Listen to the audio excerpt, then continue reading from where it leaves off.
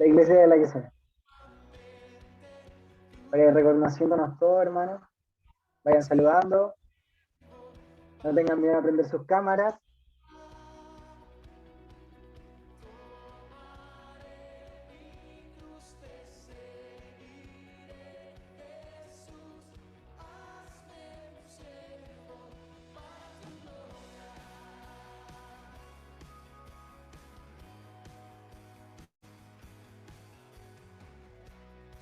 Buenas tardes, hermana Valerie, que está saludando en el chat.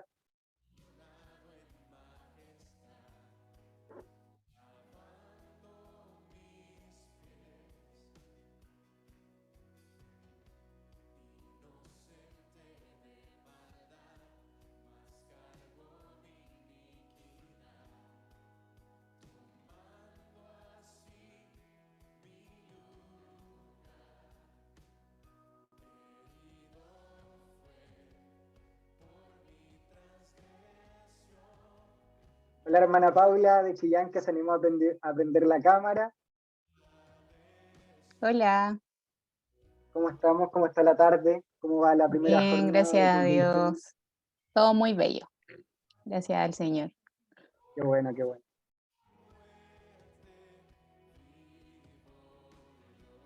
Hola, hola pastora Victoria, leo ahí. Hola, hermana Jennifer. Hola a todos los que se están conectando. Dios les bendiga.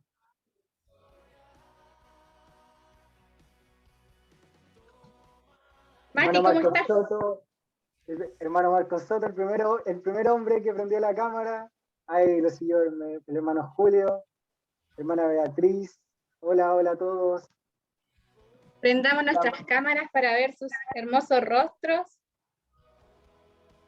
La pastora Lorena, hola, ¿cómo está? La hermana Belén, ahí van varios, la hermana Valerie. Ay, se le apagó la cámara al tiro. Ahí está. Hola, Vale, ¿cómo estáis? Bien, gracias a Dios. ¿Y tú, Mati? Bien, aquí estamos, ya en el segundo taller. El primero estaba bueno. Ansiosos.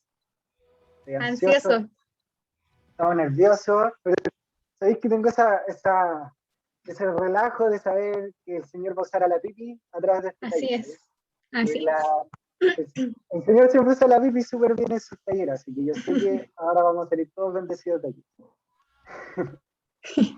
Vamos a prender las cámaras para sacarnos una fotito para que quede esto grabado. Vamos prendiendo las cámaras. Y voy a dar un aviso importante. El tiempo que nos dan es muy poquito y para las preguntas no queda mucho tiempo. Así que si tienen alguna pregunta, tienen que escribirle al chat privado de Matías Pizarro, colocándole la pregunta y su correo para que así le hagamos llegar su respuesta lo antes posible. Bueno, vamos a comenzar, pero primero vamos a hacer una pregunta como el tiempo es muy reducido, queremos saber si ustedes prefieren hablar primero quieren hablar de aborto o eutanasia. Así que les vamos a enviar un link y el tema más hablado se va a hablar en esta hora porque el tiempo es muy, muy cortito. Así que todos métanse al link y el que gane, la pipi va a hablar de eso.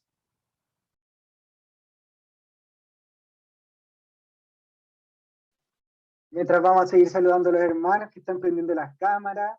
Va la Valentina Wilson de Linares, ¿cómo estáis? Víctor Manzano, que me gustó su setup gamer que se ve ahí. El hermano Víctor Marchand. El hermano Andrés Bravo. La hermana Belén Zúñiga, Sergio Muñoz, Ivana Chacón. María Salles San Pablo. A ver, ¿qué más? Sofía Arevalo, la hermana Jennifer, que ya la había saludado, creo, el hermano Cristóbal Fuentes. Uy, quedé muy informal frente a todos los hermanos que están con corbata y chaqueta. Me disculpo, yo no me puse la corbata.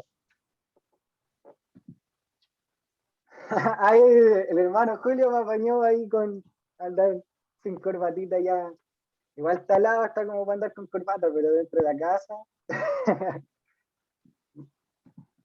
Ahí la hermana Stephanie Hernández también va prendiendo la cámara. Somos hartos, son 53 y no sé si no están todos con la cámara prendida. Aquí vayan prendiendo sus cámaras, no tengan miedo, no les vamos a hacer stickers, no les vamos a sacar fotos, tranquilos. Vamos a estar todos atentos, con cara seria, poniendo atención a la temática. También orando y clamando al Señor para que vaya guiando la pipi, para que vaya siendo utilizado por el Señor, ¿cierto? Ahí hay más que se animaron a prender la cámara. Ya me perdí, ya no sé si ya los saludé o no, los que tienen la cámara prendida.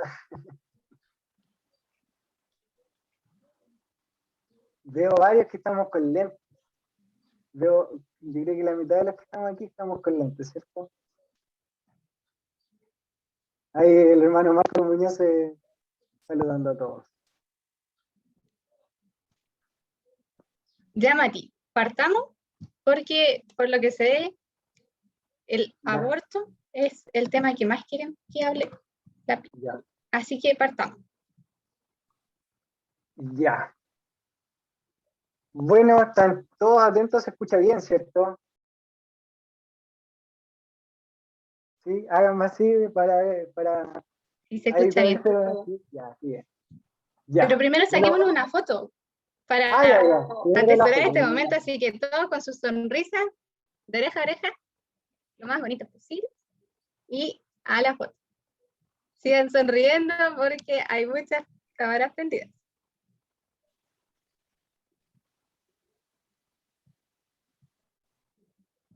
Y ya. Ya. Ya. Hermanos, hermanas, pastores, pastoras, no veo ningún pastor, ¿cierto? Bueno, hermanas, pastoras, les saludamos con el amor del Señor. Mi nombre es Matías Pizarro, dice ahí escrito, soy de la segunda de Linares, en Medida. Con Valentina vamos a estar ayudando a Priscila en la temática, nosotros vamos a dar la presentación, vamos a orar, vamos a estar recibiendo sus preguntas del tema, y Priscila va a llevar a fondo esta temática. El tiempo es oro en este momento, los tiempos son cortos, hay mucho que hablar, hay mucho de qué reflexionar, entonces vamos a aprovechar los minutos y los segundos que tenemos. Primero que nada, para partir esta temática, vamos a cerrar nuestros ojos, vamos a mostrarnos en reverencia al Señor para ir en oración a Él y pedir por la temática que vamos a tocar. Así que los invito a que cerramos los ojos y nos conectemos con el Señor. Dios, te damos gracias porque eres bueno, te reconocemos, eres amor, eres grande, eres santo, santo, santo, Señor. Tú eres el entendimiento, Señor, tú eres la sabiduría, tú eres la inteligencia, y a ti te clamamos hoy, Señor. Este grupo de jóvenes, Señor, nos ha conectado por una vana razón, nos ha conectado por religión, nos ha conectado, Señor, sin sentido, se ha conectado para estar conectado contigo en este ratito, Señor, para estar aprendiendo de ti, para estar aprendiendo de tu palabra, para estar aprendiendo de tu amor. Y de eso necesitamos, y a eso clamamos hoy. Clamamos, Señor, que tú en medio de este grupo, tú reveles, Señor, tu mensaje a nuestros corazones. Revele, Señor, tu entendimiento, tu sabiduría, que, Señor, ninguna gran otra voz del mundo, Señor, se levante sobre nuestros corazones, Señor, sino que solo tú seas el dueño de nuestros entendimientos, que todo nuestro intelecto se base en ti, que todo lo que hablemos, que todo lo que escuchemos, que Señor, las reflexiones que hagamos sean dirigidas a ti. Te pedimos que uses a Priscila en este día, en este taller, que la uses en gran manera, Señor, con el objetivo de que todos seamos bendecidos. Bendice a ella, bendice su vida, su familia, bendice a mis hermanos, a mis pastoras que están aquí, Señor, que todos podamos salir bendecidos de este taller.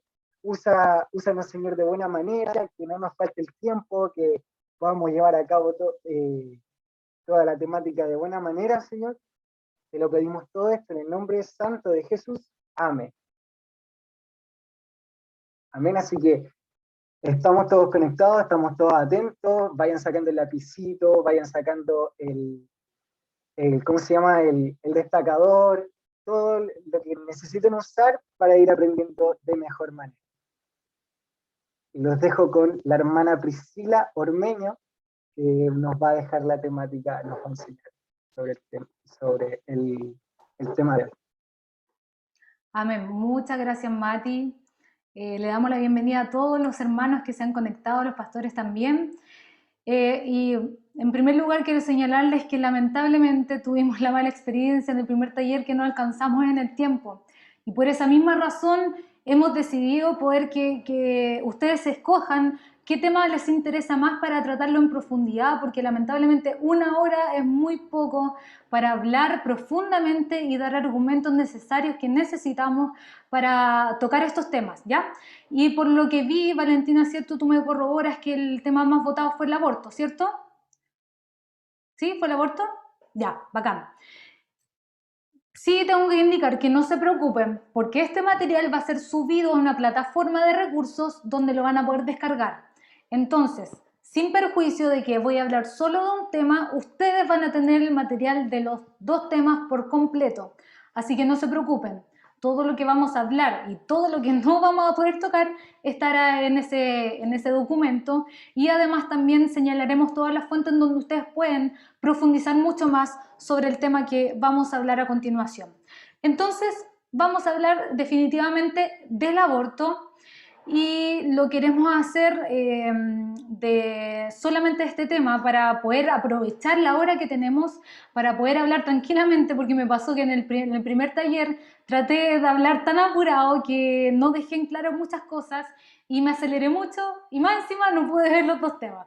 Así que elegimos esto y lo hacemos en el nombre del Señor. Y para basar este taller quiero que ustedes busquen en sus Biblias rápidamente, porque he decidido basar lo que vamos a hablar el día de hoy en la palabra que se encuentra en Oseas, capítulo 4, versículo 7. Versículo 6, perdón. Oseas, capítulo 4, versículo 6.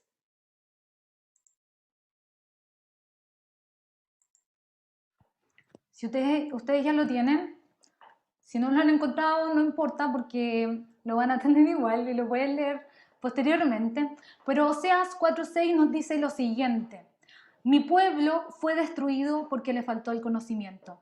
Por cuanto desechaste el conocimiento, yo te echaré del sacerdocio. Y porque olvidaste la ley de tu Dios, también yo me olvidaré de mis hijos. Es súper drástico este pasaje de la Biblia. Sin embargo, nos deja un claro ejemplo de que si nosotros no estamos firmes en el conocimiento de la palabra, podemos estar expuestos a creer cualquier mentira y los fines pueden ser completamente desastrosos, tal como le ocurrió al pueblo de Israel, al pueblo de Dios, escogido de Dios. Entonces, cuando nosotros creemos una mentira, los resultados pueden ser desastrosos, porque por la falta del conocimiento, el pueblo de Israel fue destruido. Nosotros sabemos que la palabra es nuestra autoridad, nuestra mayor autoridad, ¿no es así? Porque por medio de la palabra se nos ha revelado el Evangelio. Y el Evangelio es poder de Dios, como lo señalan Romanos. Nosotros creemos que el Evangelio es poder de Dios y que, siendo poder de Dios, soluciona el gran problema de la humanidad. ¿Cuál es el gran problema de la humanidad? El pecado. La humanidad completa queda destituida de la gloria de Dios y queda esclavizada al pecado. Por lo tanto, desde ahí, todo lo que el ser humano crea, hace, piensa, viene atado del pecado. Por esa razón, el Evangelio, siendo poder de Dios y que nos soluciona este problema, es el Evangelio que nos da las respuestas a todas nuestras interrogantes. Y por tanto, no debemos creer en ideologías humanas porque no nos van a entregar soluciones. Como les dije, todo lo que venga del ser humano viene atado al pecado. No podemos, por tanto, hermanos, dejarnos engañar por las mentiras de este mundo, de este siglo. Por eso el llamado de esta convención y el llamado de este taller va a ser a permanecer firmes, siendo fieles a la palabra, porque la palabra nos entrega el conocimiento que tú y yo necesitamos y también la fe para permanecer firmes hasta el fin. La premisa central de este taller se va a basar en el valor de la vida. Todo lo que vamos a ver acerca del aborto y la eutanasia gira en torno a lo que es el valor de la vida. Nuestro valor como hijos de Dios, hemos recibido la revelación que nuestro valor radica en que nosotros somos hechos a la imagen de Dios. Y eso nos diferencia completamente del resto de la creación. Dios, al crearnos, nos puso como coronación de la creación y lo hizo para que nosotros seamos un reflejo, imagínense la magnitud, un reflejo de su majestad acá en la tierra. Y nos dio una misión, ¿de qué? De gobernar, señorear y administrar toda su creación.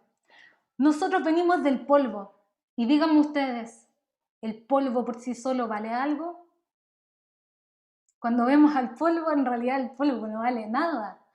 Pero, ¿qué pasa? El polvo no es nada hasta que Dios lo toma y sopla aliento de vida diciendo, esta es imagen mía. Hoy, justamente las teorías y argumentos que pretenden replantear el valor de la vida vienen del ateísmo. Pero el ateísmo, fíjense ustedes, carece de toda lógica. ¿Y por qué carece de toda lógica? Cuando nosotros estudiamos el origen del conocimiento, que es la etimología, que es la rama de la filosofía que estudia el conocimiento, nos damos cuenta que el conocimiento cimenta sus bases en 4 principios básicos fundamentales. No es hora de entrar en profundidad de aquello, pero si ustedes quieren profundizar, les invito a que puedan leer un libro que es súper bueno, que se llama Defensa de la Fe, que es de Sproul, ¿ya? Ustedes lo anotan y lo pueden buscar para profundizar más acerca de la etimología. Como les dije, hay argumentos que pretenden replantear la vida y estos argumentos vienen directamente del ateísmo, pero el ateísmo carece de toda lógica. ¿Y saben por qué? Porque en cada uno de sus argumentos lo que hacen es negar o rechazar uno o más de estos principios del conocimiento. Entonces, ellos creen tener conocimiento, pero a la vez lo niegan, a la vez lo rechazan. Y como la palabra dice, se hicieron necios creyendo tener el conocimiento, se hacen necios, porque sus filosofías son huecas. Y la palabra lo dice. Y para llenar estos huecos, estos vacíos, lo único que hacen es mentir.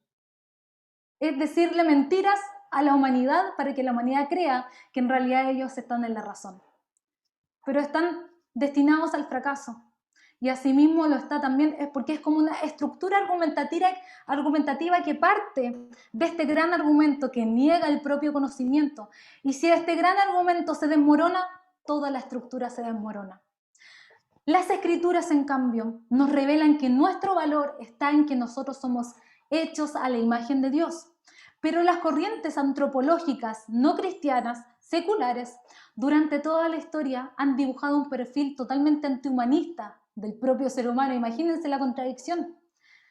Por eso, ellos han generado un sinfín de aberraciones y discriminaciones tan terribles que ellos mismos son los que, para solucionar la injusticia de este mundo, producen simplemente más injusticia y más discriminación. Y lo más importante de esto y lo más relevante a la luz de la palabra es que nosotros creemos que nuestra dignidad no viene de nosotros, al contrario como lo dice el mundo, que la dignidad está en nosotros simplemente por el hecho de ser personas. Pero la palabra no nos dice eso. La palabra nos dice que nuestra dignidad tiene una fuente extrínseca, que viene de afuera, es exterior. Y la fuente de nuestra dignidad está en Dios. Por esa razón, siendo que nuestro valor y nuestra dignidad viene de Dios, no pueden existir ideologías, no pueden existir pensamientos o argumentos humanos que cambien esa verdad. Y esa es la gran verdad que nos revela la palabra. No hay nada ni nadie que pueda cambiar esa verdad. Y por eso los argumentos a favor del aborto, de la eutanasia, del ateísmo, de todas las ideologías humanas carecen de lógica y carecen de sentido. El ser humano tiene tanto privilegio por ser el reflejo de la divinidad de Dios en esta tierra, que ese privilegio implica una tremenda responsabilidad ante la vida. Nosotros somos responsables de la vida ante Dios. Aunque el hombre lo niegue, aunque el ser humano lo niegue, nosotros somos responsables ante Dios. Por eso no podemos callarnos ni dejar de ser engañados, ni dejar ser engañados. Nuestros jóvenes no pueden ser engañados, ni nosotros tampoco. Y por eso debemos ser valientes y seguir diciendo la verdad. Y rápidamente vamos a entrar a lo que es el aborto. Para hablar del aborto, en primer lugar hay que señalar justamente que los principales argumentos del aborto se basan en lo que es el comienzo de la vida, ¿cierto? Muchos dicen que en realidad la vida no comienza en la concepción. Pero entonces, ¿cuándo comienza la vida? Bueno, hay que señalar que el comienzo de la vida es un tema bioético. Es el conjunto de la biología con la ética, en el que convergen hechos que son biológicos y también medios instrumentales por un lado y sistemas de valores por el otro. Por eso es muy importante que nosotros marquemos la pauta mediante la bioética cristiana a partir de la luz de las escrituras.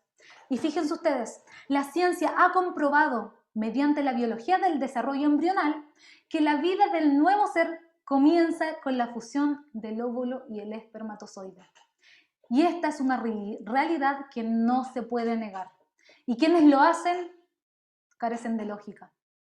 A partir de la unión de dos células completamente distintas, que en este caso es la semilla del hombre y la semilla de la mujer, con sus respectivas y diferentes dotaciones cromosómicas, surge una realidad nueva y autónoma. Por tanto, el cigoto posee autonomía dentro del punto de vista genético, diferenciándose completamente de la madre. Aunque dependa del útero materno, desde la concepción, el cigoto se diferencia completamente de la madre. Alfred Kastler, que es un biólogo y filósofo y que también ganó un premio Nobel, señala lo siguiente: desde ese momento, señalando el momento de la fertilización del óvulo, comienza una nueva vida. El feto es un ser vivo, un ser humano, un ser completo con un código genético irrepetible. Bajo la perspectiva del derecho, fíjense ustedes que en Chile y en nuestro contexto iberoamericano, por regla general, se protege a la vida del ser humano desde la concepción. Y este es un hecho que ha sido reconocido médica y biológicamente. En el derecho civil, bajo la mirada del derecho civil, que es una rama del derecho, existen dos grandes clasificaciones de la vida humana, ¿ya? Está la existencia natural y la existencia legal. La existencia natural comienza desde la concepción, pero la existencia legal comienza desde el nacimiento, como le señala el artículo 74 del Código Civil. ¿Por qué?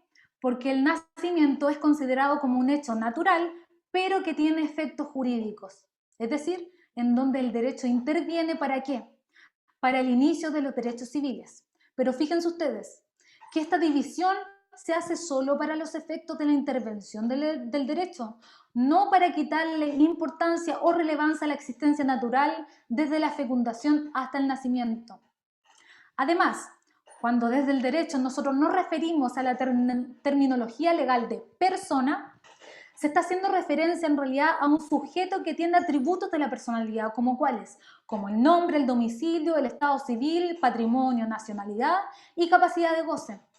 Pero esto no quiere decir que no se reconozca el embrión como vida humana. Es más, si ustedes no lo sabían, un embrión desde la concepción puede obtener derechos. Incluso puede ser constituido como heredero de una herencia. Pero estos derechos se encuentran en un modo suspensivo, esperando a que se nazca para que el sujeto de derecho pueda ejercerlos en vida. Pero en el derecho, bajo la mirada del derecho, el embrión es un sujeto de derechos, para que ustedes lo sepan. Otro argumento que se utiliza es que el aborto existe, es una realidad, está en nuestra sociedad. Sea legal o no, existe, ¿cierto? Y es la verdad. El aborto sí existe, pero el aborto es un dilema tan antiguo como la propia humanidad. Entonces sería un enorme error utilizar su existencia para legalizarlo, porque ha existido desde siempre. El hecho de que exista y se quiera legalizar no quiere decir que sea ético o moral, porque ustedes, como han conocido a través de la historia, muchas personas legalizaron hechos que son aberrantes para nuestra actualidad. Fueron legales, tal como lo fue el genocidio del pueblo judío. ¿Sabían ustedes que era legal? Pero que sea legal no quiere decir que sea moral o que sea ético. Debemos reconocer, sí, que este dilema se ha agudizado mucho en nuestros días y por eso lo estamos tocando. Y este tema nos afecta a todos, no solamente a los que quieren buscar la legalización del aborto, nos afecta a todos. ¿Y saben por qué? Por el simple hecho de que todos somos seres humanos. Y aún más a nosotros que somos hijos de Dios y hemos sabido la verdad de nuestro valor y que nuestra dignidad viene de Dios. Y eso nadie lo puede cambiar. Hoy este tema se presenta con tonalidades liberadoras, porque la mujer quiere ser libre para hacer lo que quiera con su cuerpo. Sin embargo, oculta un equipaje lleno de amargura, lleno de angustia, de soledad, de opresión e incluso de injusticia. Fíjense ustedes que lo primero que se dijo para despenalizar el aborto, que era necesario despenalizarlo, ¿por qué? Porque así con la despenalización se reduciría el número de abortos. Y es como decir que despenalicemos las drogas porque así el tráfico va a acabar. Como si el problema real fuera el tráfico y no la adicción que producen las drogas. ¿Me entienden? Sin embargo, muchos estudios sociológicos confirman que el número de abortos tiende a aumentar en países donde la práctica está despenalizada. Este argumento carece de todo sentido. Respecto de la definición, vamos ahora a hablar acerca de la definición del aborto. El aborto se define como la interrupción del embarazo cuando el feto todavía no es viable. Es decir, en una etapa de su desarrollo en la que no se puede sobrevivir fuera del útero materno y la viabilidad se alcanzaría a partir de los 7 meses de embarazo. Ellos dicen que la viabilidad del feto parte de los 7 meses, por tanto, de ahí para atrás se puede abortar porque el feto no es viable. Pero hay que señalar en primer lugar que el término interrupción es totalmente equívoco. ¿Por qué? Porque la interrupción señala la posibilidad de la continuidad. ¿Y con el aborto se puede continuar? No, porque es un hecho irreversible. Además de ello, esta definición ha sido muy criticada incluso por la biología, justamente por el término viable. ¿Por qué? Porque le quita importancia moral al acto abortivo durante los primeros meses. Hablar de feto viable o no viable resulta discriminatorio, ya que no se hace justicia a la realidad del embrión ni a su progresivo desarrollo, el que hace difícil precisar la viabilidad bajo la mirada biológica. Hay casos en donde el feto incluso ha sobrevivido fuera del útero en la semana 21. Estos conceptos lo único que hacen es inducir a quitarle la gravedad al aborto e induce a la falsa creencia de que es un acto humanitario, cuando es todo lo contrario. Podemos definir correctamente entonces el aborto como sale en pantalla.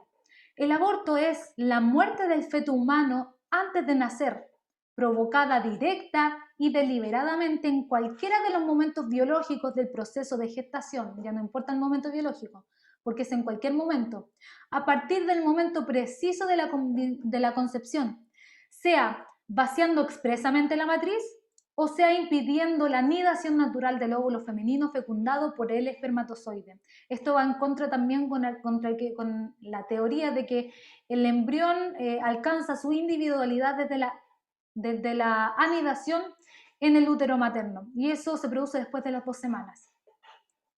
Mediante este concepto, nosotros podemos clasificar el aborto. Y fíjense ustedes que la clasificación del aborto es importantísima, porque nos va a permitir dilucidar ciertos conceptos y también despejar muchas confusiones.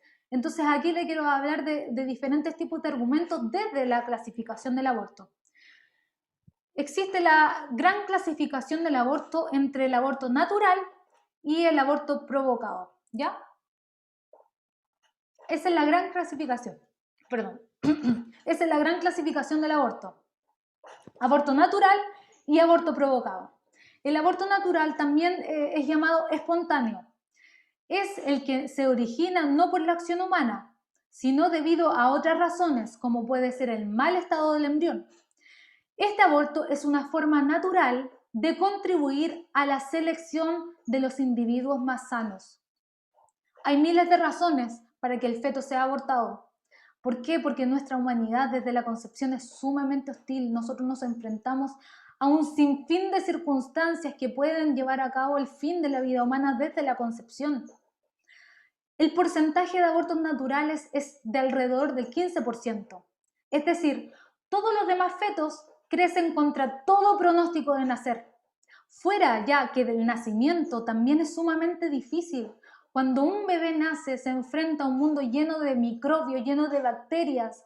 Eso nos hace ver que el nacimiento, el desarrollo embrional es un verdadero milagro desde la concepción. Entonces, como les dije, el aborto natural ya vendría siendo una selección natural de los embriones más sanos. Y entramos a la otra clasificación del aborto provocado, y es que justamente este es el que nos importa. El aborto provocado es aquel que realiza el ser humano de forma consciente y con clara intención de acabar con la vida del nonato. Este será legal o delito dependiendo si está permitido o prohibido por ley. Y dentro del aborto provocado nosotros encontramos diferentes tipos de aborto o diferentes tipos de circunstancias abortivas, en las cuales está el aborto terapéutico, el aborto eugenésico, el aborto criminológico y también el aborto psicosocial bajo el nombre ético y no bajo el nombre que cada país lo legaliza, sino que esta es una clasificación ética. El aborto terapéutico es la interrupción provocada del embarazo cuando la continuación del mismo pone en peligro la vida de la madre gestante. Antes, en la antigüedad, este aborto se recomendaba en los casos en que la madre padecía de tuberculosis o graves cardiopatías. Hoy, en la actualidad, por los avances médicos, esta situación está completamente y prácticamente superada. Pero un ejemplo actual de un embarazo peligroso para la vida de la madre es el embarazo ectópico, que se produce cuando el embrión se desarrolla fuera de la cavidad uterina. Sin embargo, actualmente es muy poco frecuente, porque ya no está en peligro la vida de la madre. Y para poder llevar a cabo el aborto terapéutico, han ampliado este concepto del peligro de la vida de la madre, lo han cambiado a la salud de la madre. La salud, sin embargo, es un concepto tan indeterminado que nuestra legislación no puede legislar a partir de este concepto, porque nuestra ley, tanto penal como civil, no puede tener cabida a conceptos tan indeterminados, porque no se puede determinar objetivamente. Es así como se abre un abanico de posibilidades sin fin para abortar bajo un aborto terapéutico. También encontramos el aborto eugenésico. Este aborto se plantea cuando existen evidencias reales de que el embrión o feto sufre malformaciones o anomalías congénitas. Esta causa de aborto quizás es una de las más dramáticas, ya que se plantean serios conflictos de valores entre la inviolabilidad de la vida humana y también la interrupción de la existencia disminuida. Lo vamos a desarrollar posteriormente. Encontramos también el aborto criminológico, llamado también humanitario o ético. Este se produce cuando el embarazo ha sido consecuencia de una acción violenta y delictiva como lo es la violación. En tales situaciones el riesgo que se produzca una concepción es de menos del 1%. También se plantea en esta circunstancia un dilema ético, ya que se establece entre eliminar el embrión que aunque sea inocente no se desea, que fue producto de la violación, o también la opción de que la madre que ha quedado embarazada producto de una violación pueda proseguir con la gestación hasta el parto, quedárselo o darlo en adopción. Ahí es donde se produce el dilema ético, ¿ya? Y en último lugar está el aborto psicosocial, que es aquel que se practica cuando el embrión no se acepta por motivos, entre comillas, psicológicos. Aquí nuevamente se abre el abanico de posibilidades porque ¿quién puede mencionar algún motivo psicológico? Pueden ser muy variadas las razones. Este tipo de aborto es el que más se practica alrededor del mundo. Incluso algunas sociedades lo tienen como un método anticonceptivo, imagínense. En la mayoría de las causas aducidas son tan poco relevantes las razones que desde el punto de vista ético deja entrever el progresivo menosprecio de la sociedad actual hacia la vida del embrión y por tanto también hacia el valor de la vida. Vamos a entrar directamente a lo que la Biblia nos habla. Vamos a ver sobre la mirada bíblica, como lo decía el título de este taller, la vida bajo la mirada bíblica y también la mirada jurídica. Ahora vamos a entrar a ver lo que nos dice la palabra acerca del aborto. Y para esto es muy importante señalar que la Biblia no nos habla explícitamente del aborto y no hay ningún versículo expreso, ya sea prohibiendo o aceptando el aborto. En cuanto al quinto mandamiento, que es el mandamiento no matarás, la mayoría de los comentaristas del Antiguo Testamento nos dicen que este versículo en realidad no se refiere directamente al aborto y por tanto no se hace aplicable en el caso del aborto. Pero sería un gravísimo error concluir que el silencio de las Escrituras da espacio a considerar aceptable el aborto. Porque lo más evidente de la palabra es que la vida se considera siempre como el bien supremo, mientras que la muerte es el peor de los males, el mayor castigo. En el Antiguo Testamento, el pueblo de Israel consideraba la vida como algo extraordinariamente valioso. De hecho, como ustedes lo saben, la esterilidad era vista como un castigo. Era una total vergüenza para la mujer. Lo vemos en diferentes tipos de personajes bíblicos, como lo fue la madre de Samuel. ¿Recuerdan el pasaje bíblico? Ella estaba tan afligida porque no podía tener hijos, porque era muy mal visto, en este caso era muy mal visto la esterilidad. Entonces, de esta manera nosotros vemos que era completamente impensado creer en el aborto o aceptar el aborto, porque para los judíos era tan apreciable la vida desde la concepción que ni siquiera se hacía necesario legislar en la ley mosaica sobre el aborto. Era algo completamente impensado, una práctica inexistente. Entonces, nosotros vemos que la palabra para los hebreos en el Antiguo Testamento era importantísima, la paternidad y la descendencia, ¿ya? En el Nuevo Testamento sigue la misma línea, se sigue exactamente la misma línea sobre la vida y sobre el valor de la vida. A pesar de que el mensaje de los primeros cristianos, de los seguidores de Cristo, cambia un poco acerca del enfoque de la vida, porque ya no se enfocaban en que la vida terrenal y la descendencia era lo más importante, y por lo mismo la esterilidad ya no era vista como un mal o como un castigo divino. El enfoque de ellos fue precisamente el perdón de pecados y la vida eterna. Sin embargo, ellos estaban en un contexto cultural tan fuerte. Ya saben ustedes que el pueblo de Dios en la venida del Mesías estaba inmerso bajo la opresión de la cultura romana, ¿cierto? Y justamente la cultura romana, el padre de familia romano, podía hacer lo que quisiera con su familia. Si a él no le gustaba el bebé cuando nacía, él lo podía matar. Incluso el embrión lo podía matar. Entonces ellos veían esta cultura y se les hizo necesario nuevamente manifestarse acerca del valor de la vida. Ellos reconocían la dignidad en cada individuo. Asimismo también pasaba con la cultura griega. Ellos no reconocían ningún valor en el ser humano. El ser humano era simplemente un instrumento para alcanzar un determinado fin. Los primeros cristianos también, ellos se acostumbraron a escuchar el principal mensaje de Jesús. Y Jesús, ¿qué decía? Si ustedes le hacen algo a los más pequeños, me lo están haciendo a mí. Ellos se acostumbraron a escuchar ese mensaje. Jesús también decía que el Padre Celestial conocía hasta el número de cabellos que cada uno tenía. Entonces nosotros podemos concluir cuánto más valía un embrión bajo la soberanía divina. Esa era la mentalidad de los primeros seguidores de Cristo. Y los primeros cristianos veían cómo los judíos comenzaban a tener prácticas de aborto por la influencia de todas las costumbres griegas y romanas, y reaccionaron frente a ello manifestándose nuevamente el favor de la vida desde la concepción, porque la vida era algo inviolable. La interrupción del embarazo era una forma de asesinato ante Dios. Tertuliano fue un abogado que se convirtió al cristianismo en el siglo II después de Cristo. Y él se refiere al aborto de la siguiente forma: para nosotros, ya que el homicidio está prohibido, no nos es siquiera lícito acabar con el feto dentro del útero.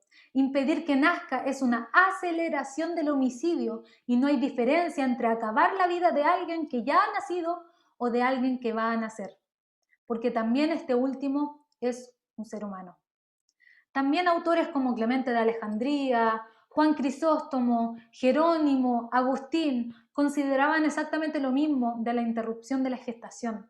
Lo consideraban como un grave pecado y así lo manifestaron en todos sus escritos. Esto es lo que nos dicen las Escrituras. Esto es lo que nosotros concluimos mediante la mirada bíblica.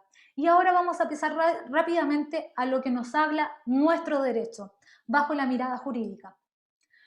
En primer lugar, hay que señalar respecto del argumento de los que dicen que hay que legalizar el aborto porque existe una alta mortalidad de maternidad producto de un aborto inseguro. Debemos decir respecto de eso que en países donde hay restricción legal es dificilísimo precisar la frecuencia de esta práctica. Por tanto, el argumento a favor del aborto que mencionan estas estadísticas, frecuencias y realidad ¿es realmente ingenuo o simplemente lo hacen de mala fe para mentirle a la sociedad?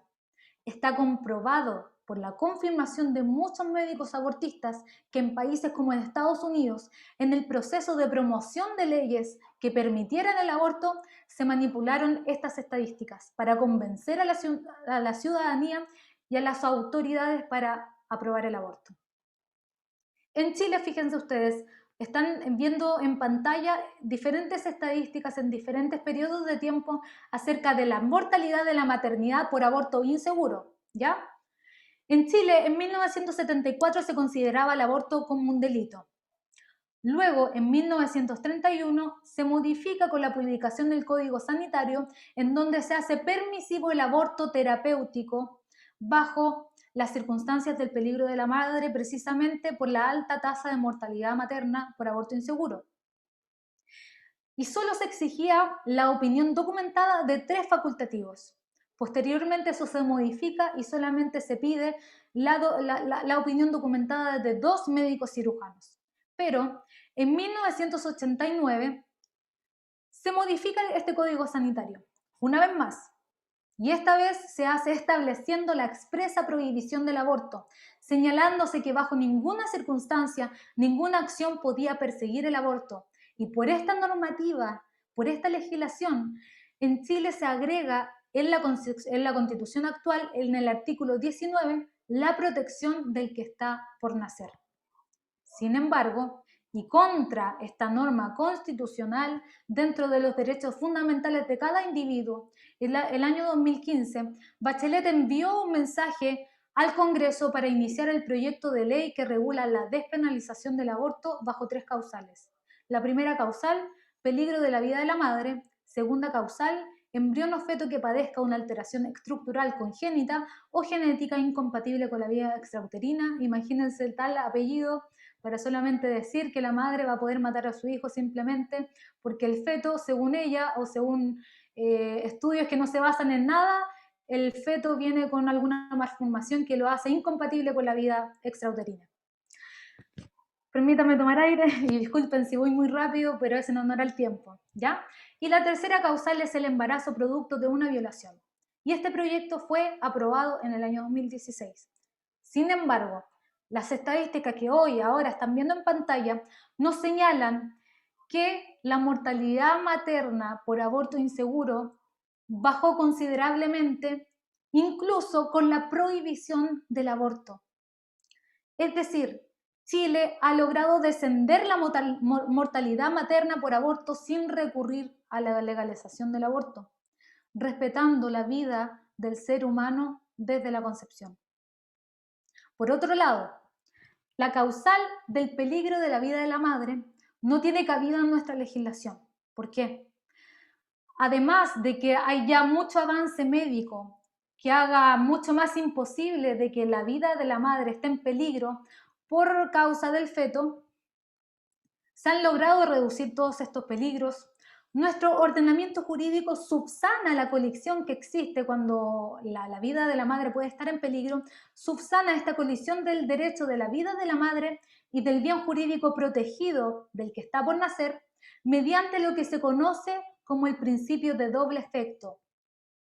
Y que sin embargo muchos de los que están a favor del aborto confunden esto con el aborto.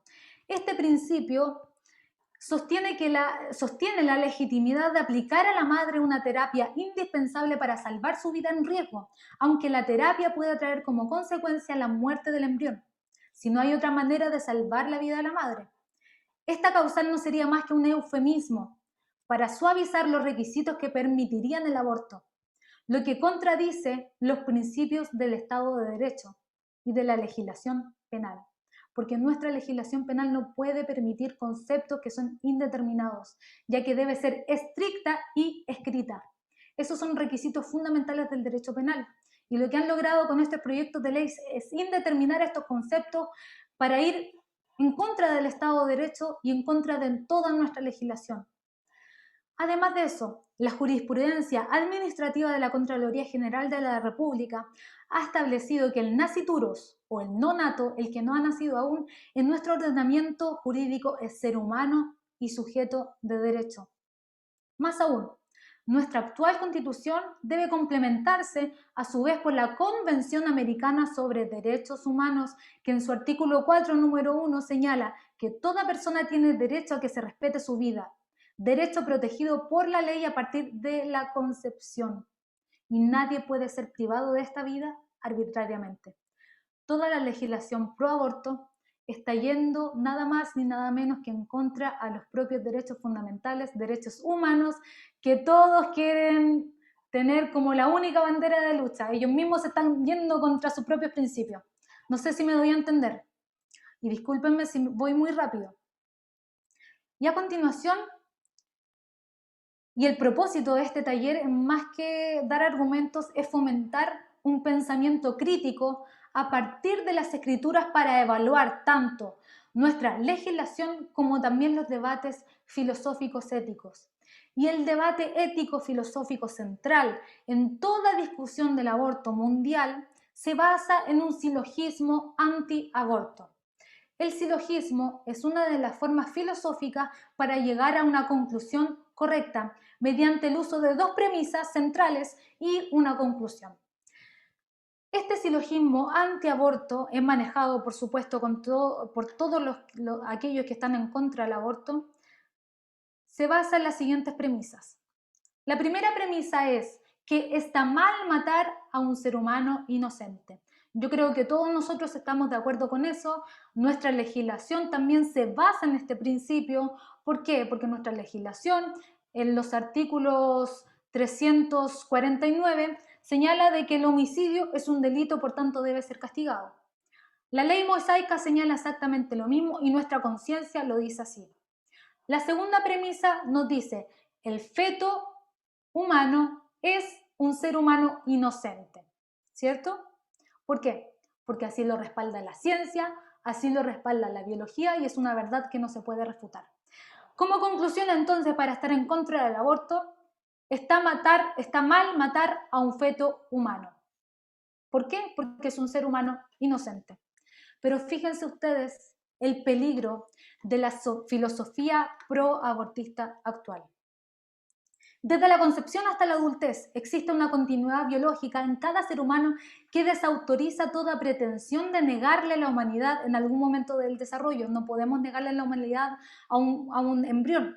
Por lo tanto, la única premisa filosóficamente aceptable para legalizar el aborto es reconocer lo siguiente, que es bueno matar a un ser humano inocente. Esa es la filosofía pro-abortista actual. Los abortistas profundos son los que promueven una revolución copernicana. ¿Por qué copernicana? Ustedes conocen a Nicolás Copérnico, ¿cierto? Él formó una revolución total al cambiar el paradigma de que la Tierra no era el centro del universo, sino que lo era el Sol. Él hizo una revolución. Ahora ellos mismos, los filósofos profundos abortistas, señalan que hay que hacer otra revolución, lo que implicaría un cambio total del paradigma ético para utilizar al ser humano con fines utilitaristas. Este pensamiento da cabida al argumento de que no todos los seres humanos tienen el mismo derecho a vivir, ni tampoco tienen el mismo valor. Se debe descartar así el criterio de la pertenencia humana como fundamento del valor del individuo. Lo que quieren decir estos filósofos que son abortistas profundos es que todos aquellos que son pro aborto, pero que señalan que el feto humano no es un ser humano inocente, es decir, que atacan la segunda premisa, no pueden seguir siendo más pro abortistas, porque la ciencia dice que el feto es un ser humano. No tienen otra salida de que llegar a estar en contra del aborto. Y la única manera de estar a favor del aborto es simplemente aceptar como humanidad que está bien matar a un ser humano inocente. Bajo esta premisa, es imposible considerar que abortar es ético, porque lo que quieren buscar es justamente formar una revolución que cambie nuestra ética que conocemos hoy. Pero eso no se puede cambiar, ¿saben por qué? Porque Dios se revela al ser humano por medio de su conciencia. Nosotros, al recibir esta revelación, sabemos lo que es bueno y lo que es malo, y eso nadie lo puede cambiar. La única forma que tienen para estar en favor del aborto y por ende de la eutanasia es simplemente negar la conciencia, simplemente negar la ética y negar la moral que ya hay en nosotros. Estos filósofos dicen que los únicos que pueden ser considerados consecuentes son aquellos que aceptan la disponibilidad de la vida humana en todo momento, porque matar a un ser humano inocente es bueno. Es ilógico pensar que matar a un nonato en la semana que sea de gestación es distinto que matar a un ser humano que ya nació, porque en cualquier etapa del desarrollo nos encontramos ante un individuo de la especie humana. Los momentos, por tanto, no producen ninguna modificación en nuestro estatus ontológico, en nuestro origen, en el origen de la vida. Esto, hermanos, es lo que buscan las filosofías actuales para considerar al aborto como un hecho legal y, por tanto, legítimo y moral. Siguiendo esta línea de pensamiento, quiero motivarles también a ustedes que tengan un pensamiento crítico de acuerdo a estas nuevas legislaciones. Y bajo esta perspectiva, si fuera lícito el aborto, entonces también debería ser lícito el infanticidio. Porque ya no importa el momento del desarrollo tanto del embrión como el desarrollo humano. Bajo esta premisa de los filósofos que son profundamente abortistas, no importaría porque todo puede ser lícito.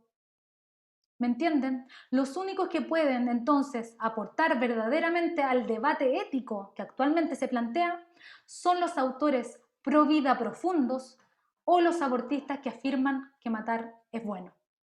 Todos aquellos que se encuentran en el medio y que refutan la segunda premisa no tienen más remedio de que aceptar de que el feto es un ser humano, porque así la ciencia lo ampara. Y si quieren ser consecuentes, o tienen que ser pro vida o tienen que reconocer que matar a cualquier ser humano es bueno. Así vemos que la justicia que el movimiento social actual desea implementar simplemente sería el inicio de la mayor de las injusticias de la historia de la humanidad. La mayoría de los argumentos pro aborto son argumentos que se basan en el utilitarismo, en el movimiento utilitarista y también en el movimiento del relativismo moral. ¿Qué es el utilitarismo? Es la tendencia a considerar la utilidad como el mayor de los valores, no en la vida, sino que la utilidad de la vida. Esta ética sostiene que la bondad o la maldad moral de las acciones humanas dependen de los resultados de las mismas, es decir, una relatividad moral. El utilitarismo como teoría ética secular surgió a partir del humanismo moderno y surgió como reacción a la ética cristiana. Y hoy, muchos de los argumentos que se emplean para defender el aborto se apoyan sobre esta ética utilitarista, como les dije. Según esta teoría, habría que preferir siempre aquella acción que reportara el bien neto mayor. Es decir, que el resultado del aborto sería el bien neto mayor. Y el aborto en sí es el mal menor que hay que soportar. ¿Para qué? Para llegar al bienestar. Fíjense ustedes que el utilitarismo se contrapone total y plenamente contra los principios bíblicos, ya que muchos autores utilitaristas, incluso teólogos que estudian la palabra, sostienen que ningún acto es intrínsecamente malo, como nosotros sabemos, porque la palabra nos revela eso. Todo lo que es malo en este mundo, no solo los objetos, sino todo lo malo tiene la raíz en el corazón del hombre, porque el hombre se encuentra atado al pecado.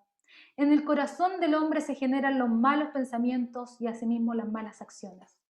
No debemos considerar de que por el resultado de las acciones vamos a poder ver si la intención es buena o mala, porque es la intención del hombre la mala, la que condiciona toda acción de la humanidad. Entonces, bajo esta perspectiva, la consigna fundamental de los que argumentan bajo el utilitarismo es la siguiente. Esta es la consigna. No debería nacer ningún hijo no buscado o no deseado. Lo que sería igual a que la sociedad, los padres e incluso los propios niños no deseados estarían mucho mejor si estos últimos fueran abortados. Es decir, mejor muertos que vivos. O como lo hemos escuchado tanto en estos últimos tiempos, mejor matémoslos antes que caigan al cename. ¿Han escuchado eso o no? Matémoslos antes de nacer, pues, para que no sean una carga para el Estado y no sean una carga para la sociedad. Porque así nosotros como sociedad vamos a alcanzar el bienestar. La gran estrategia persuasiva que remueve las emociones del ser humano sería algo así. ¿No es mejor que estos niños no nazcan antes que nazcan sin ser queridos y convertirse en víctimas de malos tratos, de abusos y explotaciones de todo tipo? Ese es el gran argumento persuasivo que intentan persuadirnos para aceptar el aborto. Y fíjense ustedes sí que generalmente los deseos de abortar sobrevienen en las primeras semanas de gestación, pero cuando el embrión da señales de vida, hace cada vez más difícil desprenderse de él, ya sea emocional, ya sea psicológica y maternalmente hablando. Esto indica que la calificación de bebés no deseados no es tan simple como parece y como intentan decir los utilitaristas. Y les hago la siguiente pregunta para que comiencen a ejercitar el pensamiento crítico a partir de nuestra ética cristiana y también a partir de los argumentos científicos. ¿Disminuiría el número de estos malos tratos hacia los niños si el aborto fuera libre o gratuito?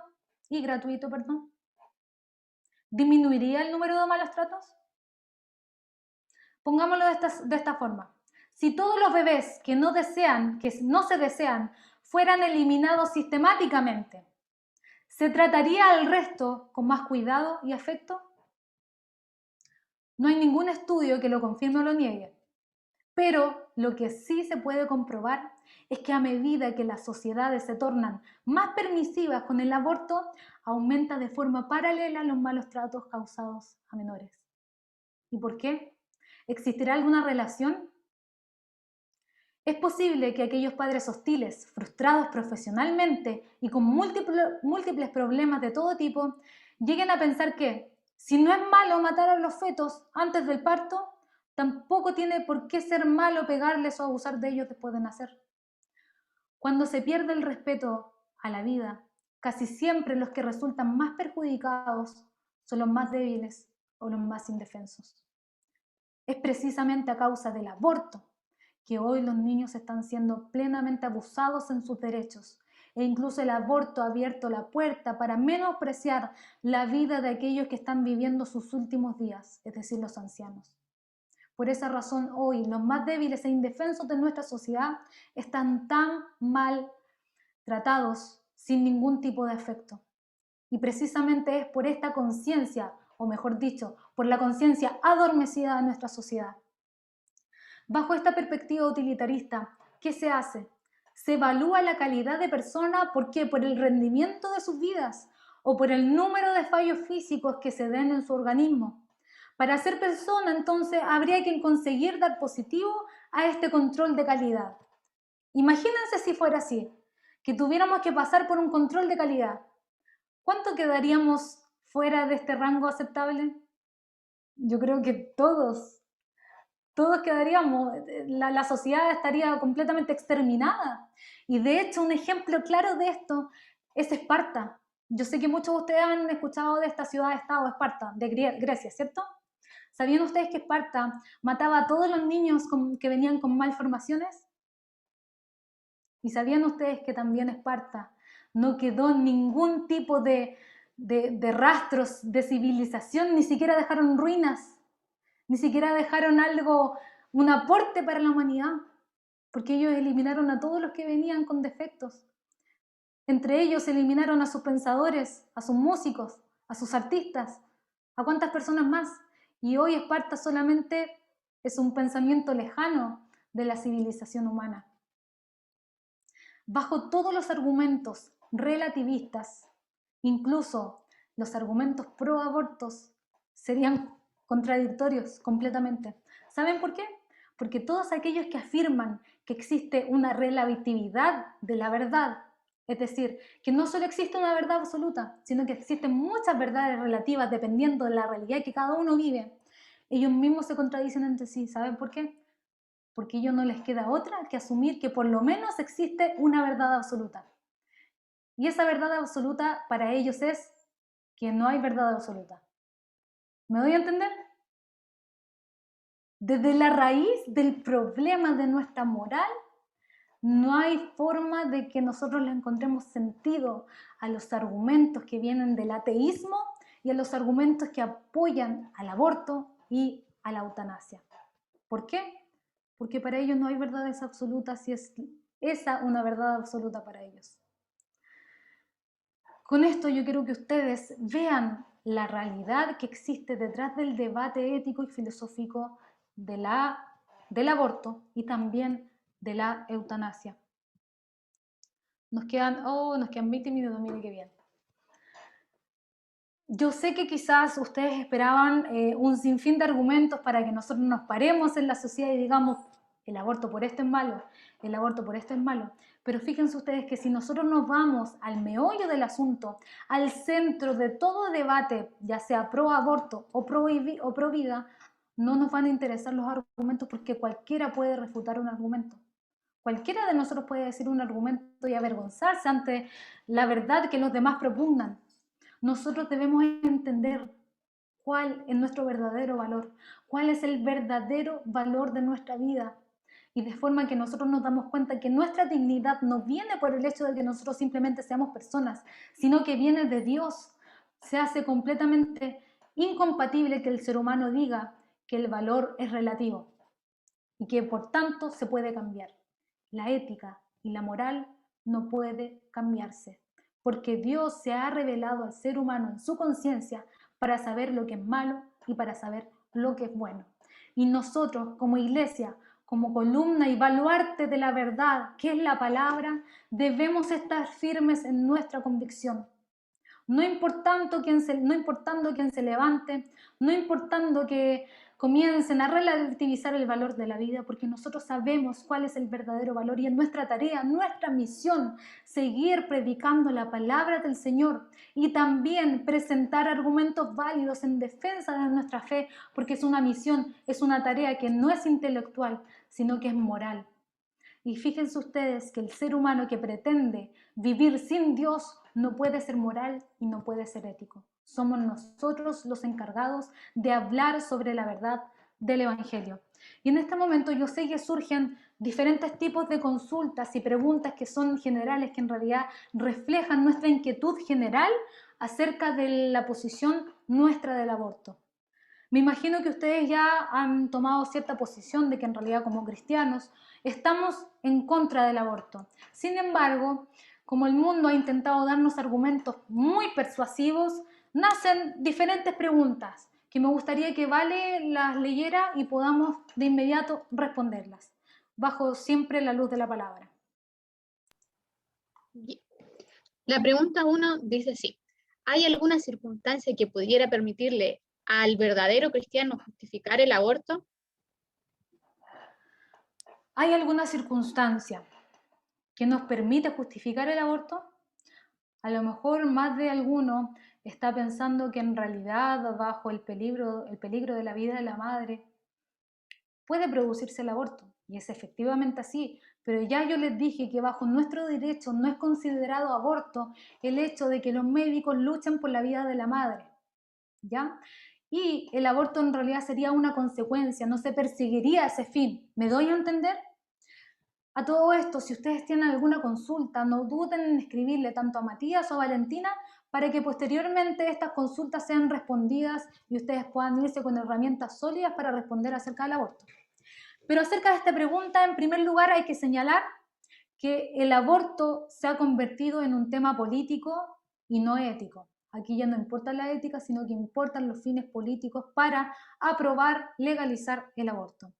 A todo esto, la despenalización del aborto no es lo mismo que la legalización.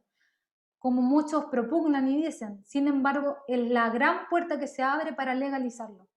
Bajo esta perspectiva, como cristianos, como hijos de Dios, no debemos valorar este tema bajo la mirada secular, política, económica o social. Debemos entender nosotros el tiempo en el cual vivimos, en el tiempo que nos ha permitido Dios vivir, y descubrir con el discernimiento del Espíritu Santo las verdaderas intenciones políticas que esconden los movimientos que impulsan el aborto. En este sentido, y después de todo lo que hemos dicho el día de hoy, debemos preguntarnos si bajo el cielo existe alguna razón con fundamento bíblico en el que sea aceptable matar a una vida humana. Bajo el cielo y con fundamento bíblico, ¿existirá algún argumento aceptable para matar a una vida humana? La gran presión mundial va en dirección con las intenciones de reducir la población a como dé lugar. Muchos dicen que esto en realidad es una teoría conspirativa detrás de las vacunas, detrás del aborto, detrás de la eutanasia, como sea. Pero la realidad es esta. La intención política es poder manejar a la población bajo argumentos persuasivos que son completamente ilógicos. Y ahora quiero decirles lo siguiente. Desde los inicios, la legalización del aborto ha estado tan manejada por múltiples intereses e intenciones viciadas que las encuestas que fueron utilizadas para aprobar el aborto fueron todas manipuladas. Esto fue confesado por el doctor Bernard, y perdónenme la pronunciación, pero tengo pésima pronunciación, Bernard Nathanson. Él es un ex abortista y conocido originalmente como el rey de los abortos. Este afamado gineco-obstetra abandonó la práctica de los abortos después de haber sido responsable de 75.000 abortos realizados en la clínica que dirigía en la ciudad de Nueva York. Y ustedes me preguntarán, ¿y por qué él renunció a esta práctica? Él lo confesó en un video que lo pueden buscar en YouTube, que se llama El Grito Silencioso. Él estaba haciendo un aborto y está el ultrasonido de respaldo. Cuando él estaba haciendo un aborto, a todo esto, le estaba haciendo este aborto a una feminista, estaba haciendo el aborto y cuando llegó a todo esto, el proceso de aborto es terrible, terrible. Le sacan cada miembro del cuerpo del feto hasta llegar con unas grandes pinzas a aplastarle el cráneo. Y cuando estaba haciendo este procedimiento, este doctor se dio cuenta en el ultrasonido cómo el feto daba alaridos con la gesticulación de su rostro.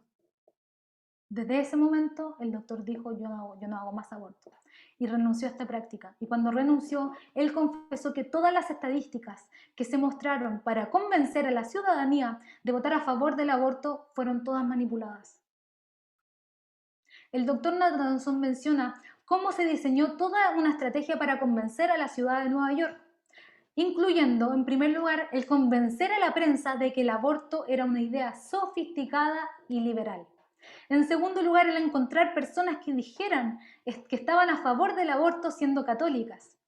Y por último lugar, el suprimir toda verdad científica. Y fíjense esto, la política ha querido suprimir toda verdad científica de que la vida comienza en la concepción.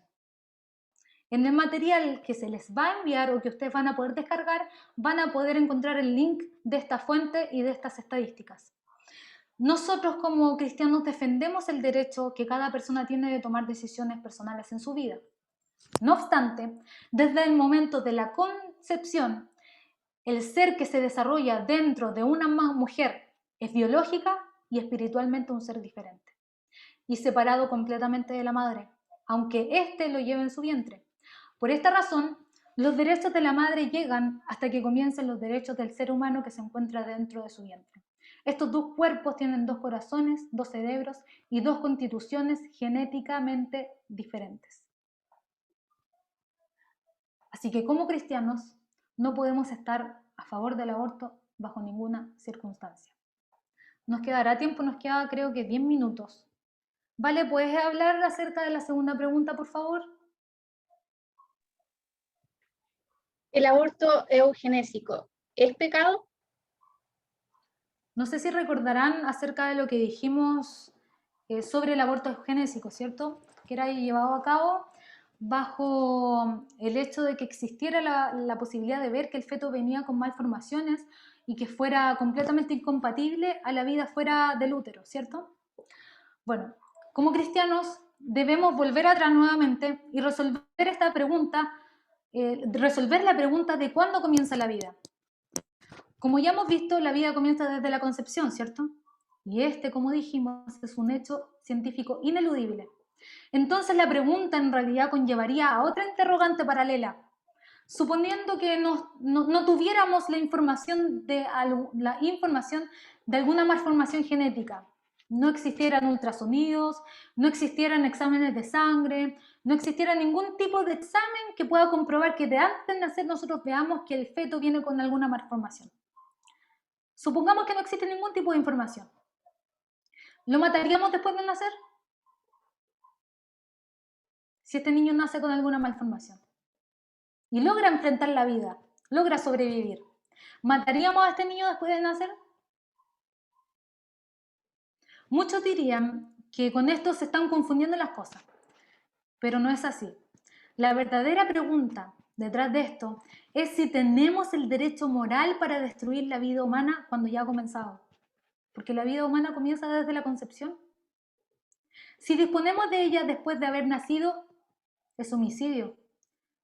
¿Por qué habría diferencia de hacerlo antes de nacer si la vida ya comenzó? Si ya es un ser humano reconocido tanto biológica, médica, éticamente y también bajo el derecho. La mayoría de los abortos no se hacen bajo este motivo. La mayoría de los abortos son realizados por asuntos de conveniencia. No porque las personas involucradas enfrenten el durísimo problema de dar a luz un hijo deforme o que sea costoso y que le romperá el corazón. En definitiva, este tipo de aborto sería una causal más de eutanasia, porque estamos eliminando una vida que viene con algún tipo de defecto, que ya se torna una carga para la sociedad, se torna una carga para los padres, porque se pretende acabar con una vida por enfermedad. Cuando se comenzó a debatir la legalidad del aborto, nadie defendía la eutanasia. Muchos que estaban en contra del aborto argumentaron que la aceptación del aborto abriría la puerta para la aceptación de la eutanasia. Y hoy podemos ver que estaban exactamente lo correcto. En Chile hoy hay 3 proyectos de ley para aprobar la eutanasia. Podemos pensar que un bebé con malformación genética es un gran costo, incluso que podría sufrir. El fundador de la genética moderna, quien descubrió el síndrome de Down, declaró que precisamente ese es el costo que la sociedad debe pagar para seguir siendo humana. El costo que tiene el cuidar a ese niño, tanto en dinero como en esfuerzo, es el costo que nosotros como sociedad, no solamente los padres, sino que nosotros como sociedad debemos estar dispuestos a pagar para seguir manteniendo nuestra humanidad y para seguir siendo responsables de la vida ante nuestro Creador. Amén. Y alcanzamos a la tercera pregunta. Quedan 5 minutos. ¿Cómo podemos hablar sobre el embarazo que es consecuencia de una violación? ¿Es posible afirmar que se puede abortar en esa situación? Bueno, esta yo creo que es una pregunta que a todos nosotros en algún momento nos ha inquietado y que nos llevan efectivamente a la fuente de toda discusión o debate ético. Cuando el embarazo se produce a causa de la violación, el tema se transforma en uno de los llamados casos límite. Sin duda es un gran conflicto para la ética, eso lo sabemos, pero aún en este caso podemos recibir luz para discernir. Es evidente que la mujer que concibe en esta circunstancia no ha podido elegir, ¿cierto? Se le ha forzado a engendrar un embrión que ella no desea y que si bien puede darse en menos del 1% de las violaciones, existen numerosos casos en nuestra sociedad. Es lógico entonces que la mujer sienta una aversión total hacia el agresor y también incluso hacia quien está creciendo en su vientre. No obstante, cabe otra posibilidad. ¿Y si la madre decide libremente dar a luz? Porque los que están a favor del aborto nunca se han preguntado esto. Si la madre realmente quiere dar a luz. La víctima sin duda tendría poderosas razones para rebelarse, eso lo sabemos, pero el bebé no es el agresor. Es una criatura inocente que ha heredado de ella y del agresor, sin duda, pero es un ser que también tiene derecho a la vida como cualquier otro. ¿Hasta qué punto entonces eliminar el feto es solo evadir el problema y no realmente solucionarlo? ¿Cuántos de los que propugnan que se tenga que abortar bajo esta circunstancia persiguen al violador con igual fuerza o con igual ánimo? Esto incluso se puede llevar a considerar de que en realidad el delito no es tan grave como lo es llevar al niño en el vientre de la madre, producto de la violación. Desde la ética cristiana, hoy podemos recibir una nueva luz.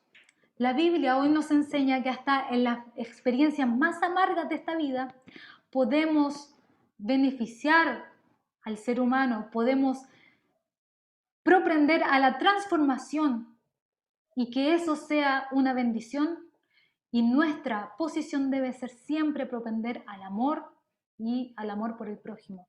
No solo señalando el mal, sino también la solución, entregando el refugio, entregando el consuelo, la compañía y el amor al que vive esta tragedia. No nos quedemos indiferentes ante este dolor de nuestra sociedad y sobre todo ante la falta de ética y moral de nuestra sociedad. Si nosotros propugnamos y decimos estar en contra del aborto, debemos también entregar la solución a la humanidad. Por eso se hace tan necesario que levantemos nuestra voz predicando la verdad del Evangelio y entregando soporte espiritual, psicológico y emocional a cualquier tipo de víctima. Ya no se trata de que una persona lleve vida en el vientre de la madre, sino que se trata de la posición ética, moral, filosófica e incluso intelectual de nuestra sociedad. Así, el aborto es en realidad el mal menor en caso de una violación.